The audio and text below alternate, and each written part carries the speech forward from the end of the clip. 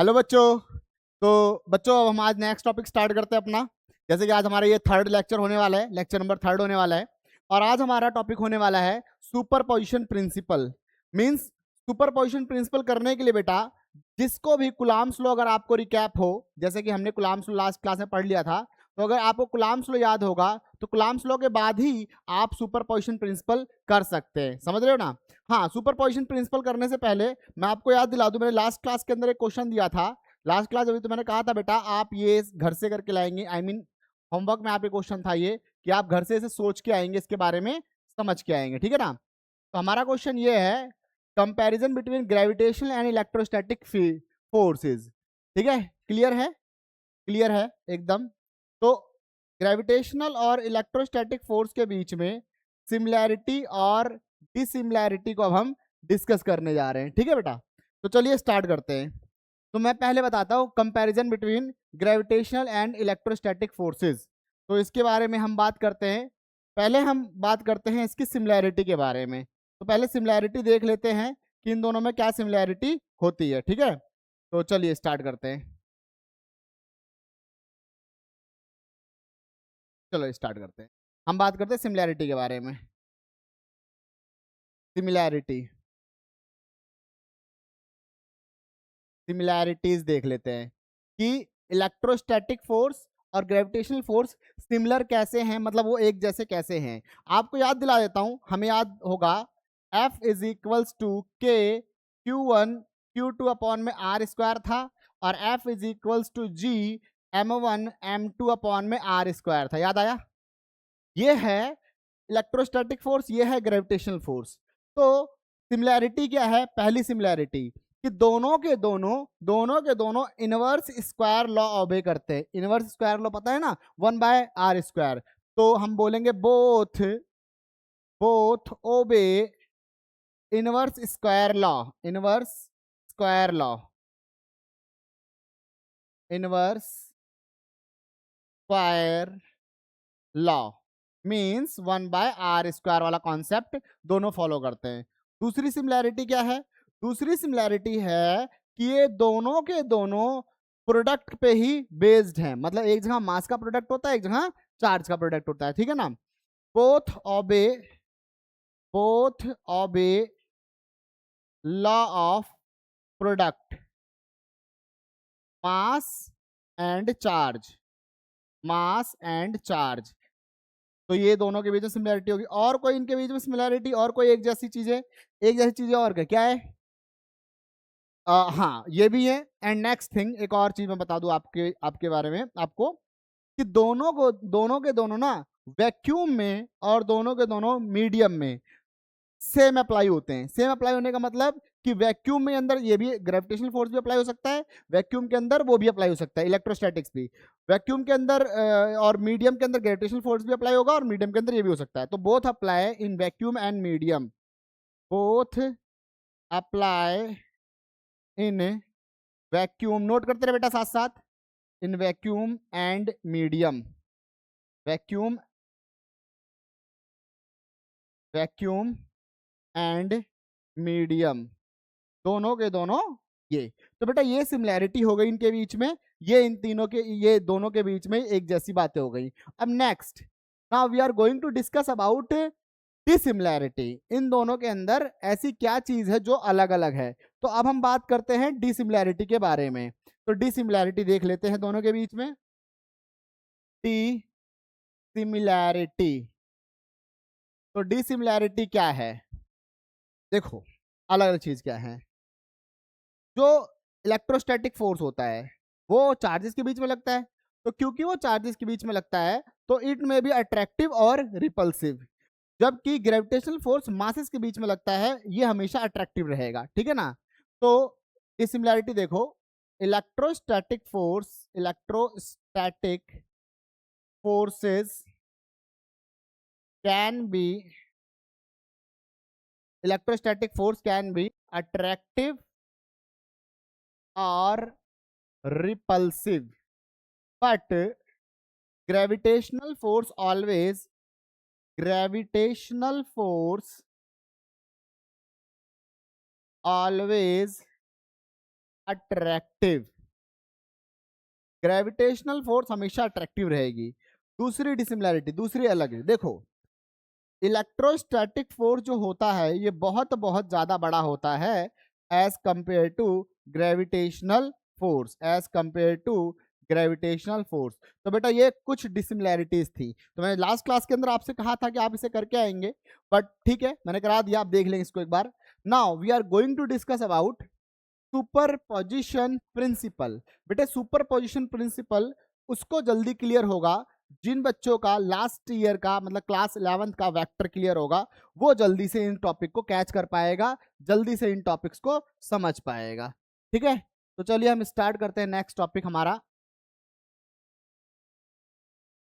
Principle of superposition. ठीक है ना, बात करते हैं हम प्रिंसिपल ऑफ सुपरपोजिशन के बारे में। तो सुपरपोजिशन प्रिंसिपल देखते हैं क्या होता है, तो रफ करता हूं, प्रिंसिपल ऑफ सुपरपोजिशन।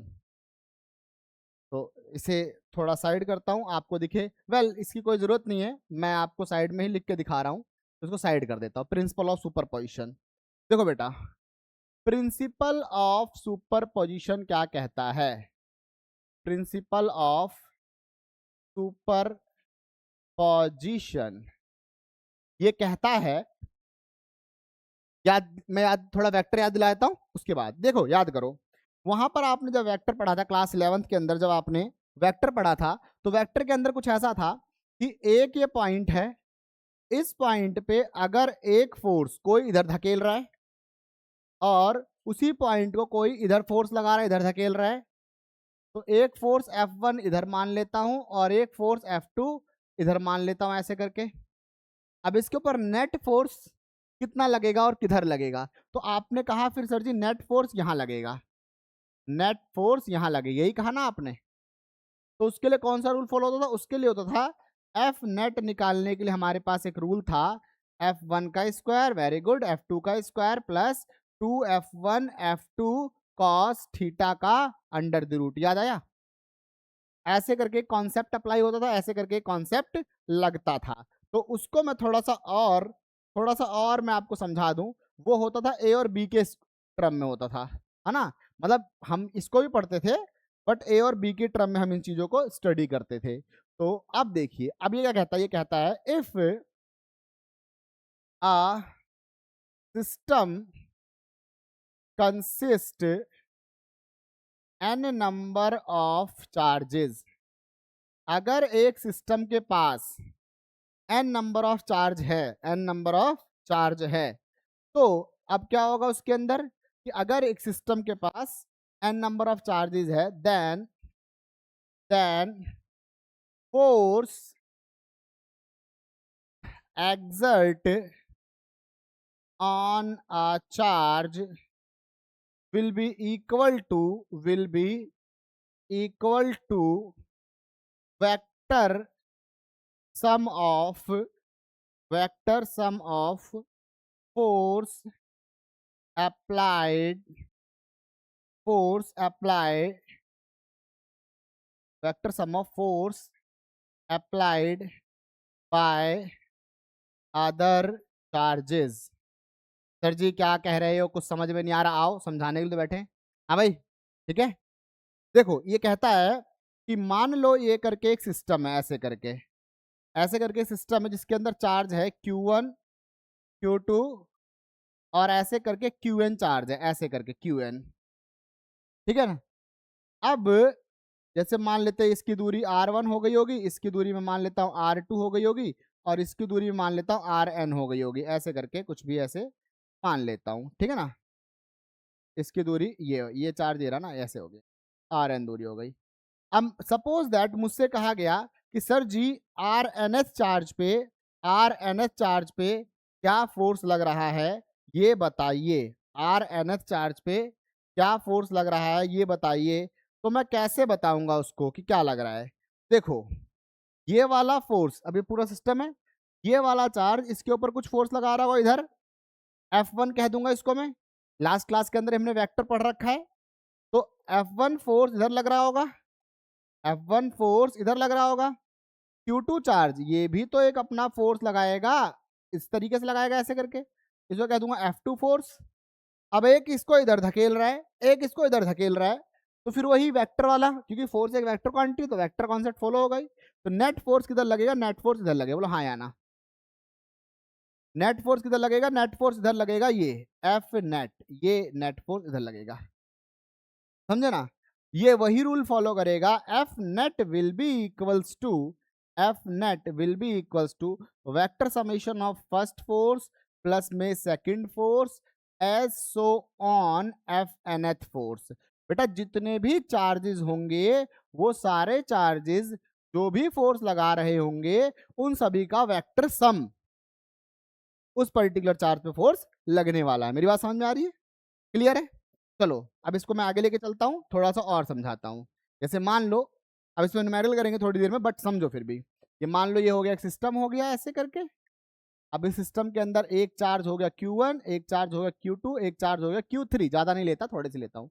अब किसी ने कहा Q3 पे, पूरे सिस्टम की वजह से Q3 पे कितना फोर्स लग रहा है, तो सर जी Q1 इधर से अपना फोर्स ऐसे लगाएगा, Q2 इधर से अपना फोर्स ऐसे लगाएगा ऐसे करके, हाँ या ना भाई। हम इसे कहेंगे फोर्स ड्यू टू Q1, इसे कहूंगा फोर्स ड्यू टू Q2। अच्छा अब इस वाले पे नेट फोर्स कितना लगा, तो नेट फोर्स तो नीचे लगेगा ऐसे करके, बोला हाँ या ना ऐसे करके। तो ये जो नेट होगा वो क्या होगा, इन दोनों का वेक्टर सम। क्या, F1 कितना है, F1 का स्क्वायर प्लस F2 का square plus 2F1 F2 cos theta, याद आया। ये होगा एफ नेट, बोलो हाँ या ना भाई। ठीक है, थीटा क्या होगा, इन दोनों के बीच का एंगल। क्लियर कॉन्सेप्ट, ध्यान रखेंगे इस चीज को। ठीक है, अब आगे चलते हैं, हम कुछ न्यूमेरिकल सॉल्व करते हैं। नोट करना तो बेटा नोट कर लो इसे फटाफट। ठीक है, हो गया नोट ये, ठीक है, ये वाला, ठीक है। अब हम इसके कुछ न्यूमेरिकल सॉल्व करते हैं। ये रहा, जैसे ये रहा न्यूमेरिकल, हटा दो इसको, देखना है क्या ये वाला, ठीक है, देख लो फटाफट करो।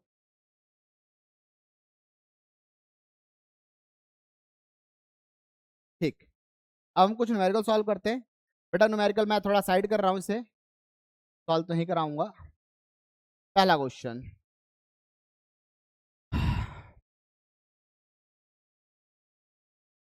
विजिबल है न्यूमेरिकल, हाँ भाई न्यूमेरिकल विजिबल है। Three charges Q, Q1, Q2, Q3 are placed on a vertices of an equilateral triangle of side this. Find the net electric force on charge Q1. तीन चार्जेस हैं, ये। अब वो equilateral triangle पे रखे हुए हैं, इक्विलेटरल ट्रायंगल पे वो उन तीनों को रखा हुआ है। तो क्वेश्चन ये रहा आंसर। तो ये लीजिए, ये लीजिए, शेप ले लेते हैं, शेप के अंदर क्या पता हो। इक्विलेटरल ट्रायंगल, इक्विलेटरल ट्रायंगल नहीं है भाई, तो चलो बना लेते हैं, क्या बात है। ये हो गया एक,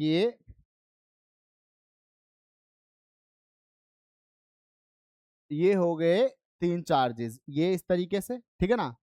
Q1, Q2 और Q3।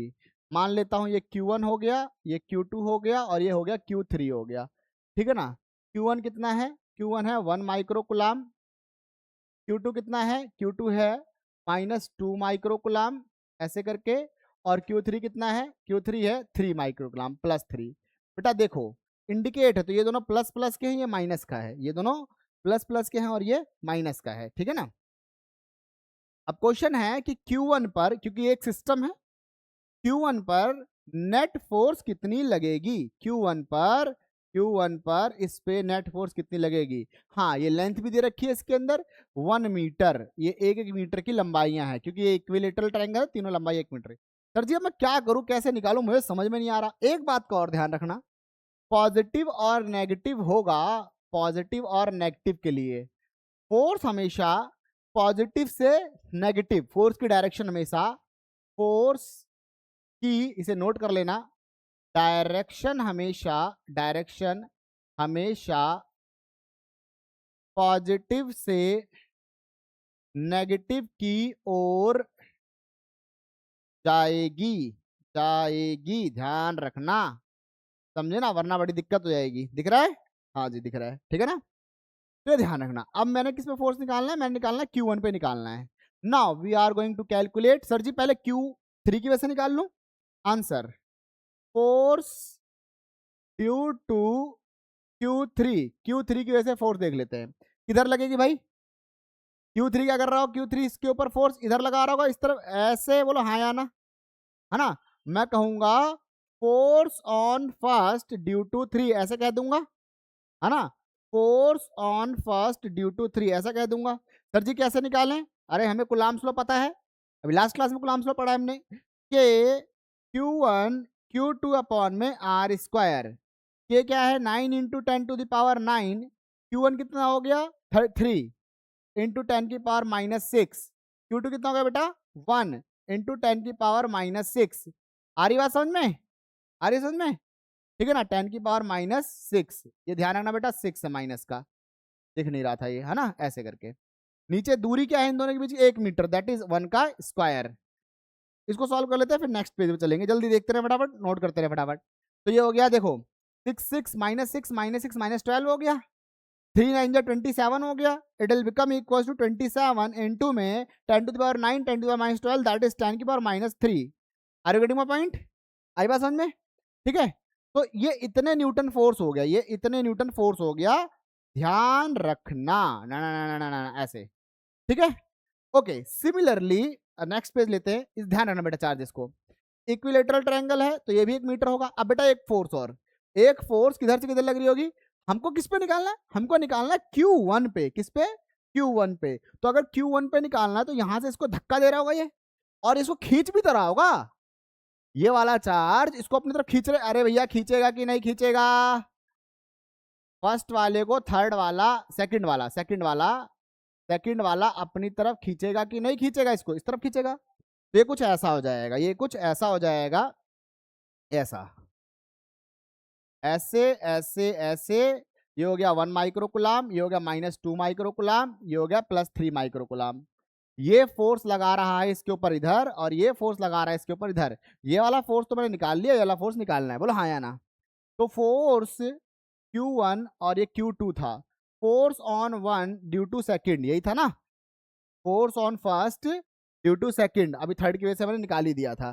तो बात करते हैं force on first due to second. Similarly K Q1 1 I mean K की वैल्यू Q1 Q2 अपॉन में R स्क्वायर ना, 9 into 10 to the power 9। Q1 कितना हो गया भाई, कितना हो Q1 1 माइक्रोकुलाम, 1 इंटू 10 की पावर -6। Q2 कितना हो गया 2 इंटू 10 की पावर -6 अपॉन में 1 हो गया, बोलो हाँ या ना। फिर वही 6 6 12 10 की पावर -6 10 की पावर -12 हो गया, 10 की पावर 9। तो ये क्या हो गया आपका, ये हो गया आपका 9 इंटू 10 टू द पावर 3 हो गया, माइनस का मल्टीप्लाइड बाय 2, क्योंकि देखो बेटा 2 पड़ा हुआ था, इसको मैंने मल्टीप्लाई किया ही नहीं। तो ये हो जाएगा 18 इंटू 10 की पावर -3। बोलो हाँ या ना भाई, बोलो हाँ या ना, आई बात समझ में, क्लियर, नोट कर लिया। अब देखो, अब एक फोर्स लग गया इसके ऊपर इधर, एक फोर्स लग गया इसके ऊपर इधर लग गया, हाँ या ना भाई। अब एक फोर्स इधर लग रहा है, एक फोर्स इधर लग रहा है, रिजल्टेंट कैसे निकलेगा, रिजल्टेंट होगा बीच में एफ नेट। कैसे निकलेगा एफ नेट, अब एफ नेट निकालते हैं। एफ नेट ये क्या हो जाएगा बेटा, एक फोर्स इधर एक फोर्स इधर, इसका रिजल्टेंट, तो इनके बीच में थीटा क्या है, कितना थीटा ये, हाँ 120, वेरी गुड 120 डिग्री। ये हो जाएगा F1 3 का स्क्वायर प्लस F1 2 का square plus 2F1 3 2F1 2 cos 120 degree. बोलो हाँ या ना भाई, आई बात समझ में, फिजिक्स खत्म, मैथ आ गई पूरी पूरी, ठीक है ना। पहले निकला था, पहले क्या फोर्स निकला था बेटा, F1 3 कितना था, F1 3 था कितना गया 27 10 की पावर -3, है ना। ये हो गया 27 इंटू 10 की पावर -3 उसका स्क्वायर प्लस, ये हो गया 18 इंटू 10 की पावर -3 का स्क्वायर प्लस 2 27 इंटू 10 की power -3 multiplied by 18 into 10⁻³ cos 120 degree. बेटा अब मुझे इतना तो लग रहा है कि आपको ये आता होगा। मैथ आसान करने के लिए देखो 10⁻³ इधर भी सब जगह से कॉमन बाहर भाग जाएगा। cos 120 की वैल्यू होती है -1/2, समझे ना। तो वहां रखेंगे -1/2 और इसको सॉल्व करेंगे तो कुछ आंसर आ जाएगा न्यूटन में, जो कि इस तरफ लग रहा हो। बोलो हाँ या ना, कर लेंगे ये, हो जाएगा। ठीक है, आपसे भी हो जाएगा बेटा। ये देखो इतना मैथ तो आप करना सीखो थोड़ा सा। मैथ अब हर एक मैथ सॉल्व करेंगे तो बेटा मैथ भी तो आपकी स्ट्रांग नहीं हो पाएगी ना। cos 120 की वैल्यू मैंने बता दी -1/2 होती है, बाकी सब सॉल्व करना आपको पता है। ठीक है, नोट कर लो बेटा फटाफट, फिर आगे चलते हैं, नेक्स्ट क्वेश्चन देखेंगे। हेलो हेलो, हाँ ठीक है। देखो बेटा क्वेश्चन देखो। ओह, इस क्वेश्चन के अंदर ऐसा है कि भाई ये 4 चार्जेस हैं, टाइम दे दिया मैं सबको करने के लिए। अब किसी एक पे फोर्स बताओ, नेट फोर्स। तो मान लेता हूं मैं बी पे कैलकुलेट करने जा रहा हूं। तो सपोज दैट ये ऐसे करके ऐसा है और मैं बी पे कैलकुलेट करता हूँ, ये बी वाला चार्ज, ये वाला इस पे। जरा दिमाग लगाओ, जो ए है क्या वो बी पे फोर्स नहीं लगा रहा होगा? जी हाँ, ये ए वाला बी पे फोर्स लगा रहा होगा, वो इस तरीके से इधर लगा रहा होगा। Force on B due to A, ऐसे करके लगा रहा होगा इस तरीके से। सिमिलरली क्या सी वाला बी पे फोर्स लगा रहा होगा? जी हाँ लगा रहा होगा, ऐसे करके। ये रहा डी, ये रहा। अब ये इधर भी लगाएगा फोर्स ऐसे करके, force on B due to C, ऐसे करके। लेकिन यहाँ पर बच्चे कुछ भूल गए, बच्चों ने ध्यान नहीं दिया। यहाँ डी चार्ज भी है, आप मत भूलना। ये भी तो है 16 ये भी तो लगाएगा ना फोर्स इस तरीके से, ऐसे करके ये भी तो फोर्स लगाएगा ना, force on B due to D. तो अब क्या करेंगे? अब हम पहले इसका फोर्स निकालेंगे, फिर इसका निकालेंगे, फिर ये वाला निकालेंगे। उससे पहले हम क्या कर सकते हैं कि पहले ये फोर्स निकालेंगे, ये कितना धक्का दे रहा है, ये कितना धक्का दे रहे हैं, फिर इन दोनों का रिजल्टेंट निकाल सकते हैं, ध्यान रखना। ठीक है ना। तो इन दोनों का रिजल्टेंट निकालेंगे, वो भी कहाँ आएगा? बीच में आएगा। जब बीच में आएगा इन दोनों का रिजल्टेंट, वो भी कहाँ आएगा? वो भी बीच में आएगा, ऐसे करके। वो भी ऐसे करके बीच में जाएगा इन दोनों का रिजल्टेंट। और ये इस वाले के बी डी के साथ जा रहा है, तो दोनों को जोड़ देंगे। हाँ है ना भाई, समझे ना। तो आंसर देखो, फोर्स ड्यू टू इसका फोर्स और इसका फोर्स तो बराबर ही होगा, तो मैं डायरेक्ट देता हूँ बी ए का फोर्स इज इक्वल्स टू होगा force due to B C का फोर्स। इन दोनों का फोर्स तो बराबर होगा, कितना होगा? के Q1 Q2, के हो गया 9 इंटू 10⁻9 हो गया, के हो गया 9 इंटू 10⁻9 हो गया, इंटू में 10 की पावर ये Q1 Q2, Q1 हो गया 16 इंटू में 10⁻⁻6, Q2 हो गया 16 इंटू 10⁻⁻6। अच्छा, इन दोनों के बीच की दूरी स्क्वायर में, क्वेश्चन में दूरी नहीं दे रखी थी, तो या तो आप ए मान लो या तो आप 1 मीटर मान लो, समझे ना। थोड़ा क्या रहेगा, मैथमेटिक्स में आसानी रहेगी, कैलकुलेशन में आसानी रहेगी। अपॉन का अपॉन में आर स्क्वायर। तो ये दोनों फोर्सेस कैसे आ गई? F B A is equals to F B C is equals to कितना आ गया बेटा? ये 10⁻9 10⁻12 -3 आ गया। 16 का स्क्वायर कितना होता है? 9 इंटू में 16 का 256 होता है शायद, कैलकुलेट कर लो एक बार। 10⁻³ अपॉन में 1 का स्क्वायर, है ना, 1 ही रह गया, तो इसको ना ही लिखो तो बेटर है ना। ठीक, अच्छा इन दोनों को मल्टीप्लाई कर लो बस अब। तो जब इन दोनों को मल्टीप्लाई करेंगे तो कितना आंसर आएगा?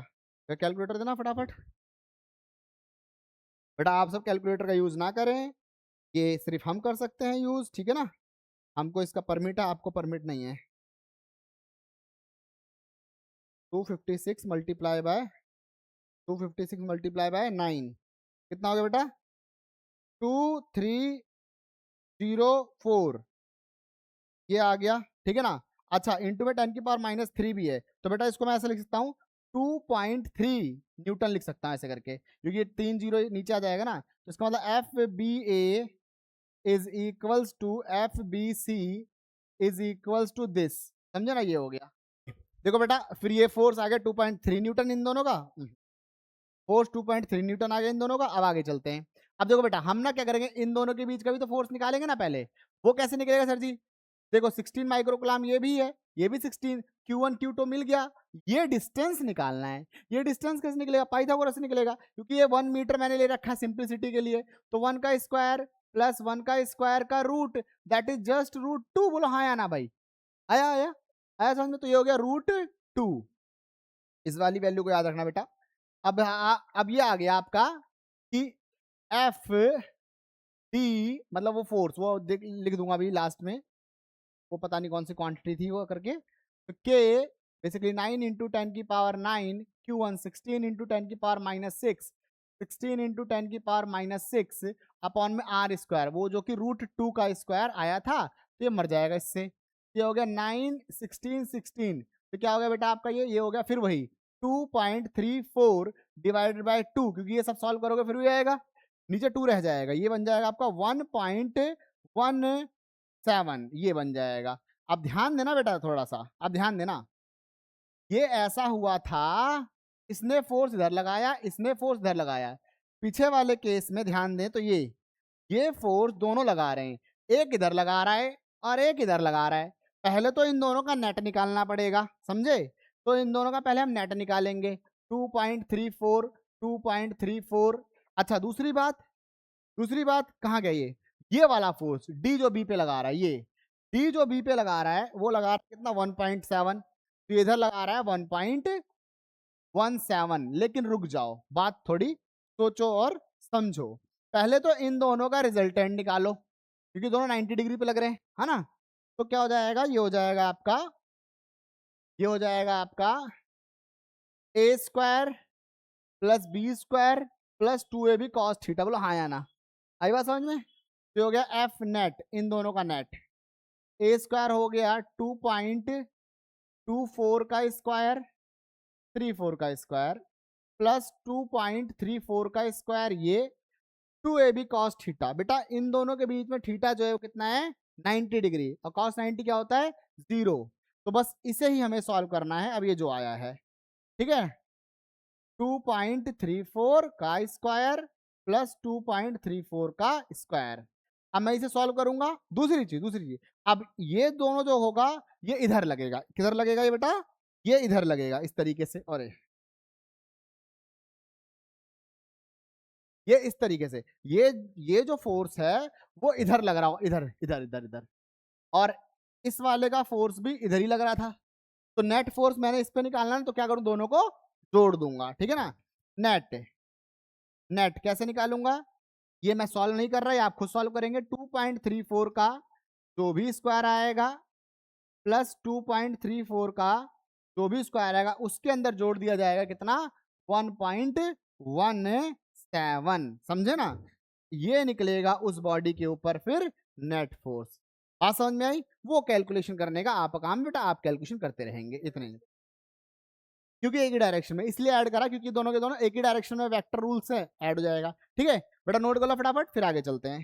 ठीक है, देख लो नेक्स्ट क्वेश्चन लेते हैं। अगला क्वेश्चन आपकी टीवी स्क्रीन पर ये रहा। ये महंगा क्वेश्चन है काफी ज्यादा।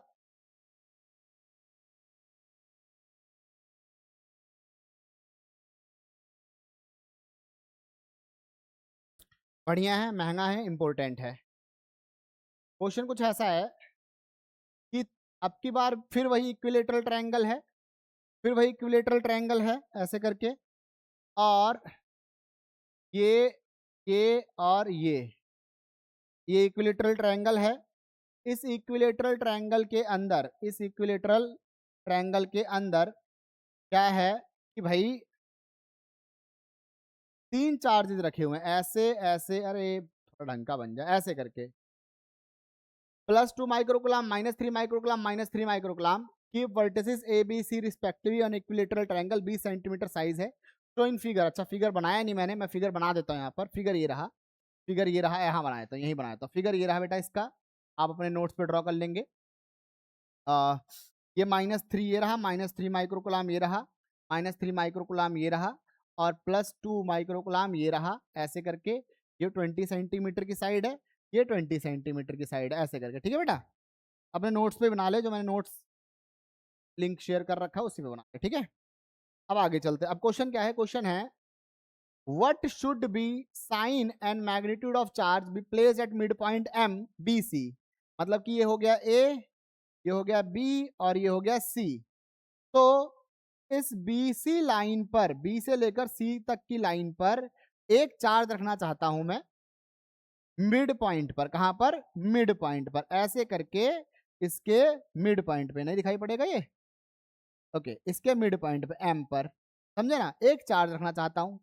अब उसका मैग्नीट्यूड क्या रखूं, मतलब उसकी वैल्यू क्या रखूं ताकि पूरा सिस्टम इक्विलिब्रियम पे रहे, पूरा सिस्टम क्या रहे, इक्विलिब्रियम पे रहे। कैसे कैलकुलेट करेंगे अब दिमाग लगाया मैंने थोड़ा सा, तो मेरे को ये बात समझ में आ रही है कि भाई ध्यान देंगे, ये बात समझ में आ रही है कि ये देखो जो बी है, मैंने तो पहले समझा रखा है, फोर्स हमेशा पॉजिटिव से नेगेटिव की ओर लगेगी, ध्यान रखना इस कॉन्सेप्ट को।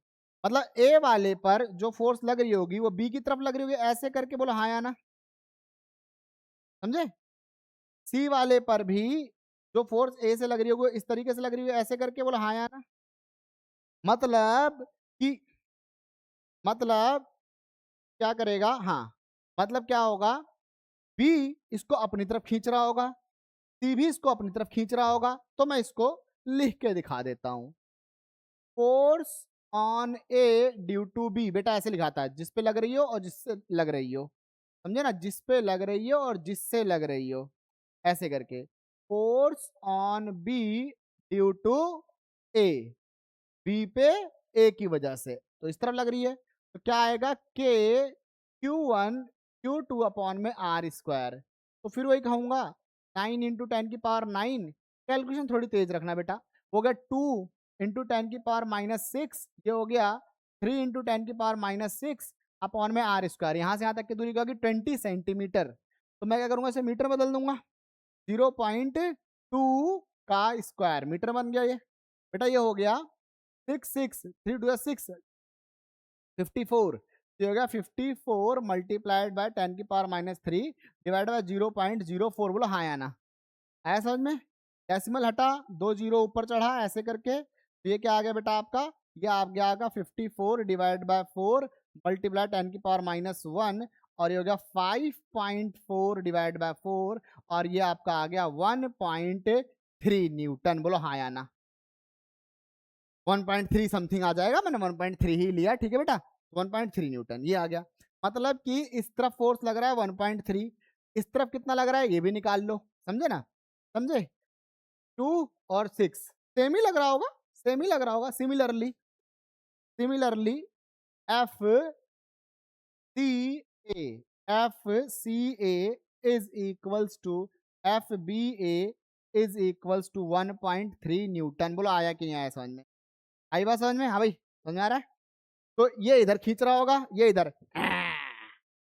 ऐसे करके ऐसे करके खींच रहे होंगे ना दोनों के दोनों। अब जरा सोचो इस पे रिजल्टेंट फोर्स किधर लगेगा, इस पे रिजल्टेंट फोर्स लगेगा इस तरफ, इस ओर लगेगा, बोलो हाँ या ना भाई, इस तरफ लगेगा ना। तो अब ध्यान रखना हमारा क्वेश्चन ये है कि यहां पर कौन सा चार्ज रखा जाए ताकि ये पूरा सिस्टम इक्विलिब्रियम पे रहे, समझे। तो ये दोनों मिलके इसको अपनी तरफ खींच रहे होंगे ऐसे करके, तो ये नीचे आना चाह रहा होगा। अब ये नीचे जब आना चाहेगा तो इसका मतलब ये भी इसके ऊपर ऐसे फोर्स लगाएगा, नहीं माता माता माता माता। अगर नीचे लगने वाली फोर्स इसके और इसके वजह से जो फोर्स ऊपर की ओर लग रहा है वो फोर्स, क्योंकि इसके और इसके बीच में तो कुलाम्बिक फोर्स लगेगा ना, तो जो कुलाम्बिक फोर्स ऊपर लग रहा है और इन दोनों की वजह से जो नीचे आने के लिए फोर्स लग रहा है, अगर ये दोनों फोर्स बराबर हो जाए तो पूरा सिस्टम इक्विलिब्रियम पे आ जाएगा ना, ठीक है। हमें यही करना है, पहले नेट फोर्स निकाल लेता हूँ कितना लग रहा है, तो मैं बात करता हूँ पहले नेट फोर्स 1.3, ध्यान रखना, नेट फोर्स कितना हो गया 1.3 का स्क्वायर प्लस 1.3 का स्क्वायर प्लस 2f1 मतलब 1.3, f2 मतलब 1.3 कॉस थीटा, थीटा कितने का बेटा इनके बीच में, कौन बताएगा, क्योंकि ये रहा 1.3 ये भी 1.3, इन दोनों में थीटा कितना है 60 डिग्री, क्योंकि इक्विलेटरल ट्रायंगल था, हमने पहले ही बोला था आपको 60 degree, cos 60 degree, cos 60 degree, ठीक है ना। अब बेटा इसको पूरे को सॉल्व करेंगे तो आपका आंसर आ जाएगा, आपका आंसर आएगा, कुछ तो आएगा ही, आपका आंसर आता है 2.34 आता है लगभग आंसर, पूरे को सॉल्व करेंगे तो आपका आंसर आ जाएगा, बंद करना एक बार वीडियो। देखो बेटा, फिर मैं डायरेक्ट इसको सॉल्व कर दिया बेटा, आप इतना टाइम नहीं था, वीडियो बहुत लंबी आती, तो डायरेक्ट मैंने सॉल्व कर दिया और इसका आंसर है 2.34 न्यूटन। ऑफलाइन वाले बच्चों ने सॉल्व कर दिया, इसका आंसर ये। इसका मतलब ये है कि ये जो फोर्स इस ओर लग रहा है वो इन दोनों की वजह से 2.34 लग रहा है। अब जो 2.34 लग रहा है, क्योंकि ये चार्ज यहां रखा हुआ है, अगर ये चार्ज भी ऊपर की ओर 2.34 लगा दे तो इक्विलिब्रियम में आ जाएगा, ठीक है ना। तो force exerted by small Q on A या एम ऑन ए, हम बात करते हैं नाउ फॉर इक्विलिब्रियम। इक्विलिब्रियम के लिए जो है फोर्स एक्सर्टेड बाय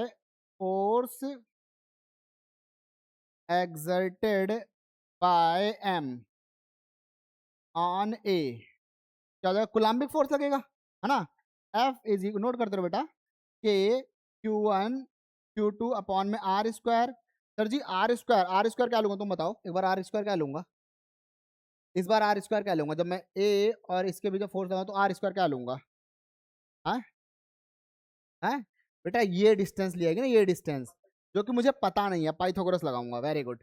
ठीक है, देखो जैसे 20 सेंटीमीटर हो गया, ये पूरा 20 था, ये 10 हो गया, तो बेटा ये पाइथागोरस लगा के मैं निकाल सकता हूँ, नहीं निकाल सकता। ठीक है बेटा, आगे तो ये हो गया के क्यू वन कितना है 9 इंटू 10⁹।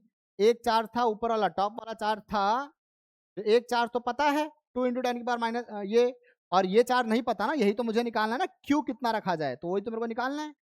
तो के 2 इंटू 10⁻6 इंटू में क्यू, ये मुझे निकालना है। और आर दूरी, आर कैसे निकालूं, तो देखो आर के लिए पाइथागोरस लगाओ, क्योंकि ये जो था, ये जो लंबाई है ये 20 सेंटीमीटर है, ये 10 सेंटीमीटर है, तो फिर पाइथागोरस अप्लाई कर दो।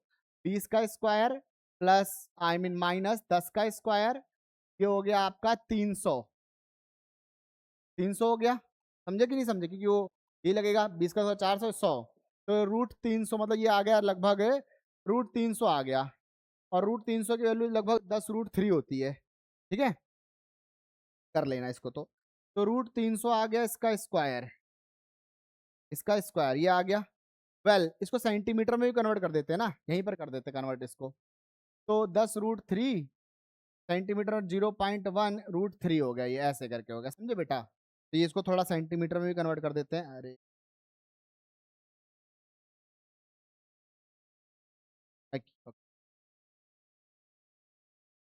ये आपका आ गया 0.1 √3 का स्क्वायर।